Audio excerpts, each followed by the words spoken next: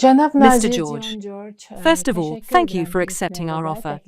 Thank you for taking the time out of your busy schedule to accept our interview. Thank you very much. I'm very happy to be meeting with you and I'm very pleased to be here. How does South Africa intend to use COP29 to strengthen its position in addressing the world's climate challenges? What are your main expectations from this event? Well, South Africa has a very difficult situation on our hands. We're very much committed to an energy transition. We have got 200 years of coal in the ground, and we've committed that we're going to transition in the right way, as sensible citizens of the world. But at the same time, we have got great complexities with poverty, unemployment, inequality in our country. So we are trying to transition our economy, but at the same time, leave nobody behind. So the COP is very important for us, particularly this one, because it's all about the financing. Because the world is talking about let's be more ambitious. And of course, we'd like to be more ambitious, but you can only be ambitious if you have got the money. So I am quite animated about what the possibilities are in terms of the new collective quantified goals. And also, South Africa is very much interested in looking at a new financial model for climate change, because the current model isn't working, there's not enough money. And also we're going to be the president of the G20 next year. And we have for a long time wanted to advance the conversation about the global financial architecture that's not working for the developing economy countries like South Africa. So there's a lot, we believe, riding on this COP. Also in terms of mitigation, I am co-chairing with Norway. We had a meeting today to start that process off as well. And also when we were at pre-COP, we had a conversation on it. So I think this is very important. And also I think interesting to me as a new environment minister that a lot of people have been talking about COP30. And I've said, well, we haven't had COP29 yet. So let's do COP29 and then we can focus all our attention on COP30. So it's a very exciting time. And also to be in this part of the world, which is obviously also changing quite significantly. Mr. George, what measures is your ministry taking to support sustainable forestry in South Africa? Well, we are very fortunate to be very, very richly endowed with biodiversity, and we have very significant forest areas. We want to actually expand our forests. Obviously, we've got to bear in mind the fact that we are a water-scarce country. So we have to make sure we have got indigenous forests because they don't put pressure on the water table.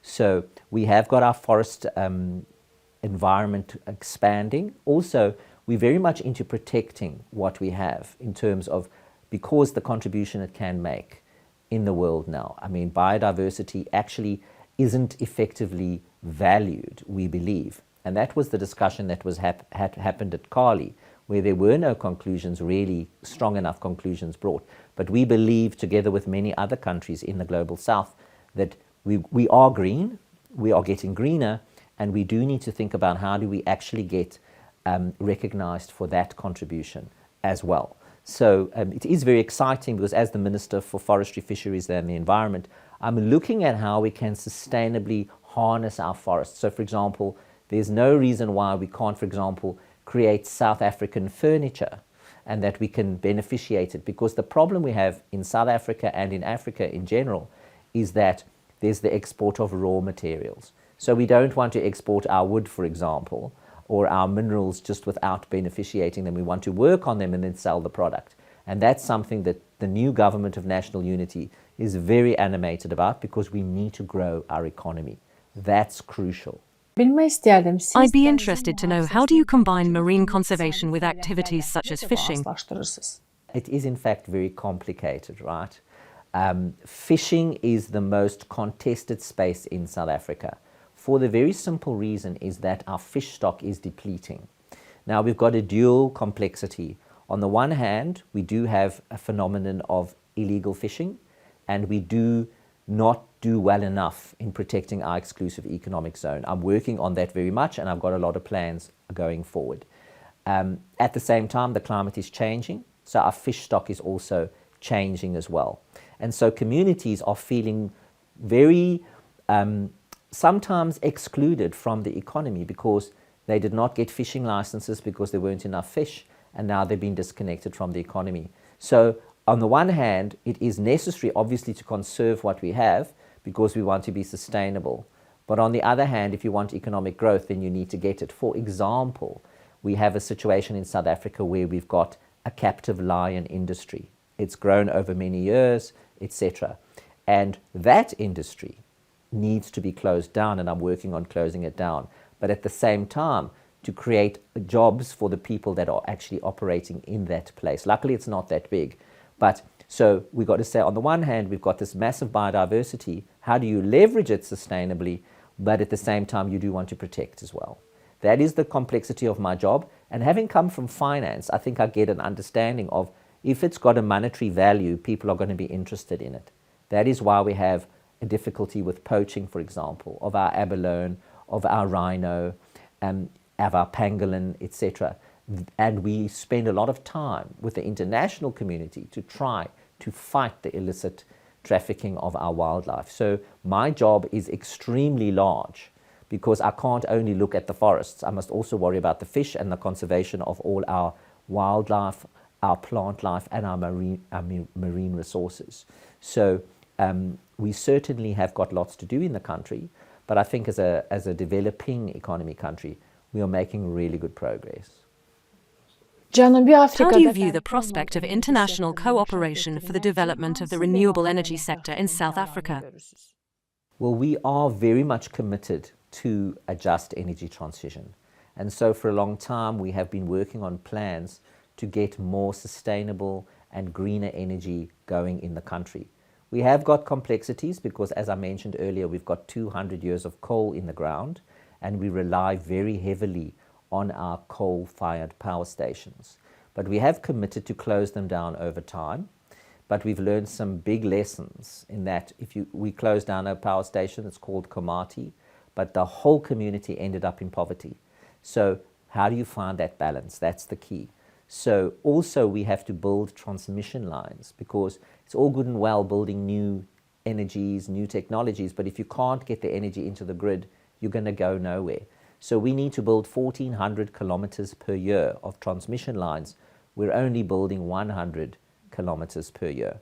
Also, we have a large state-owned enterprise called Eskom, and that's basically the major power supplier. It is a very dysfunctional organization, and that needs to be changed as well. So in collaboration with other countries, we have received money. We've received grant money. We've received concessional funds from the European Union, from France, from Germany, from the USA, to help us with our just energy transition. But of course, because we are quite heavily indebted, we don't have space on the balance sheet to borrow more money. So we've already started this collaborative process, and it all began with the political will. So we've decided we want to transition, despite the fact that we've got all of this coal under the ground. We want to be a sensible citizen in the world. Climate change is a problem. It's impacting on us, the whole world, and so we need to go in the right direction. But we can only go at a pace that works for us. We are very, very clear about the fact that we have our national interests, and those national interests must be first and foremost in our minds. As is every other country. If you look at, for example, the discussions on mitigation, every country is saying, well, my own unique country situation, obviously that must come into play, because you can't just focus on the global picture. It's extremely hard if you want to try to ignore the things that are happening in your own country. How does South Africa contribute to the development of global carbon markets? Well, we are looking at that aspect quite closely, because obviously there is this conversation about there should be a menu of activities that countries can undertake for their contributions to this fight against this existential crisis. But we have to be quite cautious also about how you construct it. So, for example, there are a number of countries who are very interested, for example, in greening South Africa or contributing to greening South Africa and then getting benefits for themselves because they are fossil producers. Now, we need to be cautious because what we need to do is to see, well, there is an envelope of carbons that can be emitted. And if we're going to create a market, we've got to make sure that we can actually still get to our goals. So we are looking very closely at that, but yet cautious at the same time. What is South Africa's main strategy for dealing with the water scarcity?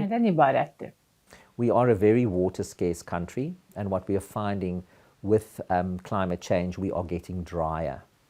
So we are very much aware that we need to be more careful with our water resources, especially the fact that we've got quite a lot of pollution in our waterways, etc. So we're working on cleaning up that in the first instance, and also preserving, because there's a conversation that's about to start in South Africa now on fracking. Now, of course, there is an energy source there, but then the question is, what does that actually do to your water supply? Because once your water is polluted and damaged, well, can you ever sort it out again? So we are taking a cautious approach on those type of things, because we simply don't have enough supply to be not cautious about our water. How do you see South Africa and Azerbaijan cooperating on climate change and sustainable development? Well, I think like many other countries in the world, there is huge opportunities for cooperation. I think Azerbaijan is a country that has, if you look at Africa, we are green. South Africa is green. Other places in the world are less so.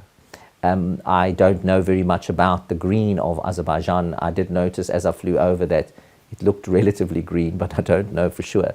So I do think that there is a space for enormous amount of cooperation. And South Africa being a non-aligned country, we are friends with everyone. We aren't in any particular camp. We are not neutral. We speak our mind, obviously, but we are non-aligned. And that puts us in a very strong position, because we're able to communicate with everyone, and also countries that don't necessarily speak to each other can speak via us. And that's also a very useful place to occupy in the world. What initiatives are in place to engage South African youth in climate action? Well, we do have a Climate Change Act that was signed very soon after I became the minister. That was in July.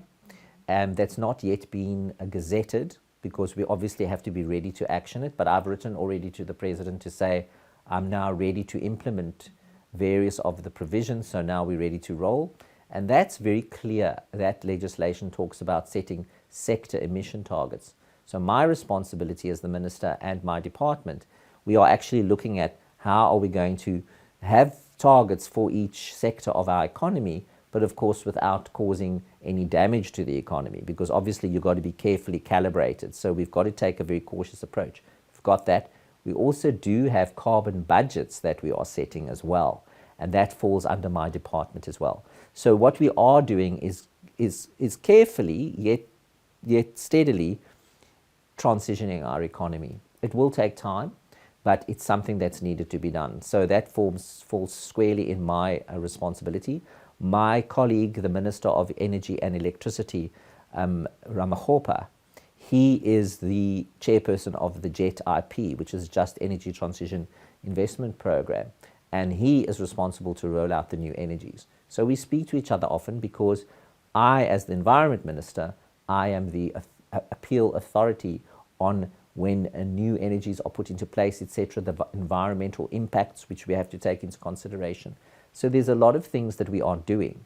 We're also very much aware that we are sitting on a massive amount of critical minerals. Now, of course, if you're going to mine minerals out of the ground that the world needs for greening, you actually have to disturb the environment.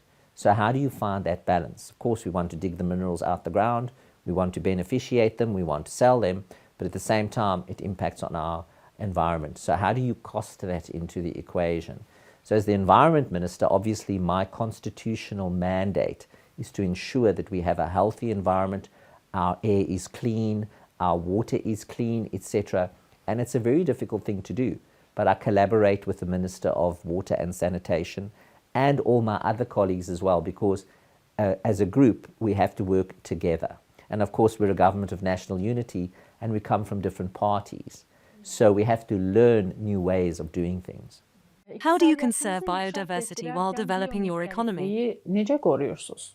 Yes, it has to be finely calibrated, but the crucial thing is that I'm not sure whether you would know, but we have got some industries in South Africa that we need to transition from. So our biodiversity is multifaceted.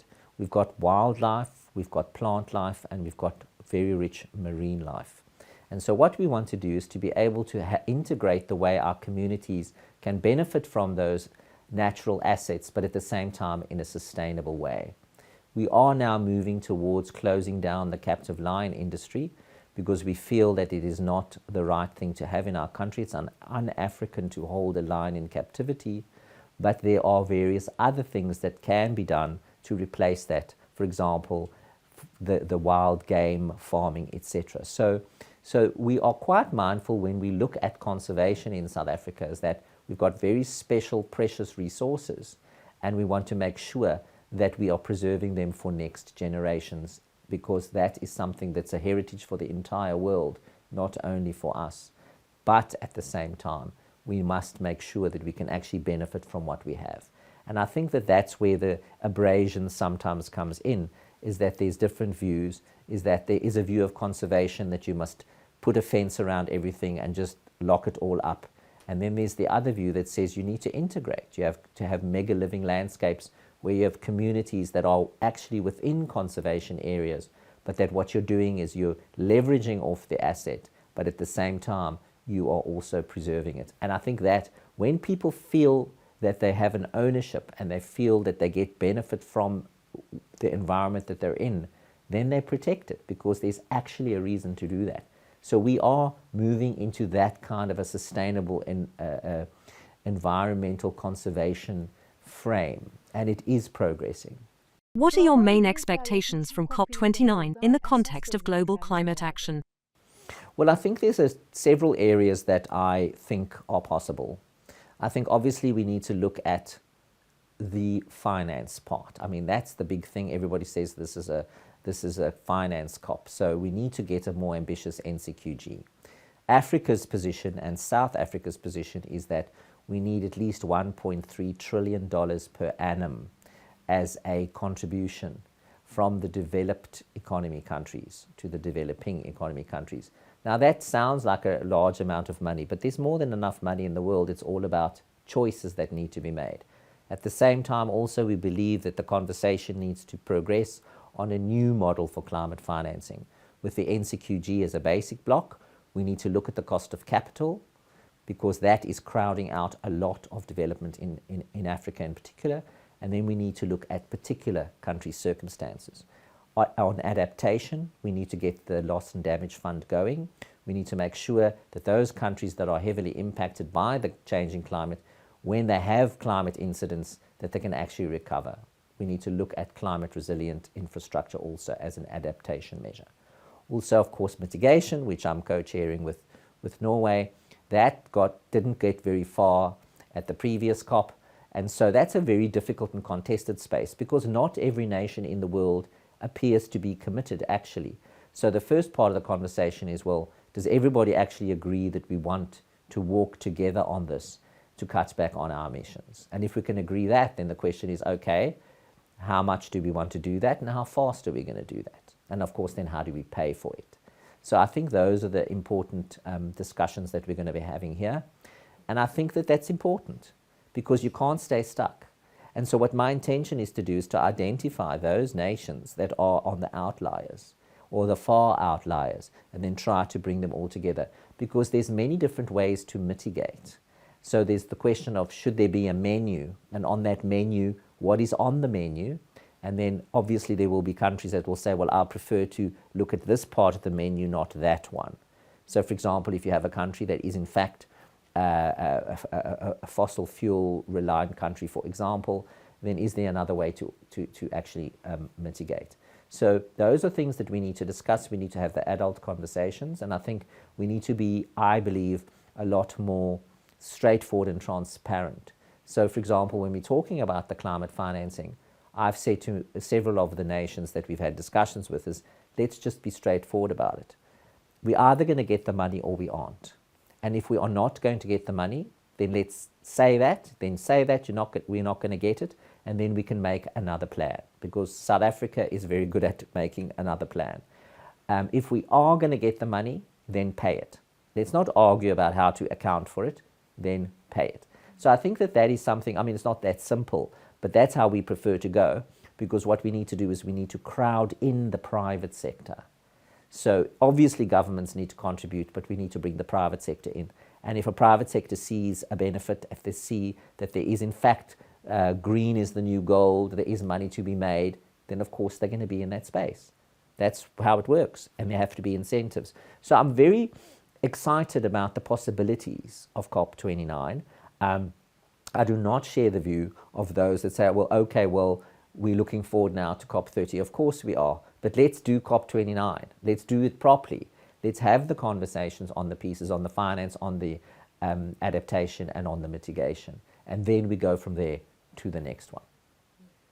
Mr. George, thank you for sharing your vision of a sustainable future for South Africa. Thank you very much, and it's absolutely amazing to be in your beautiful country and in your beautiful city of Baku.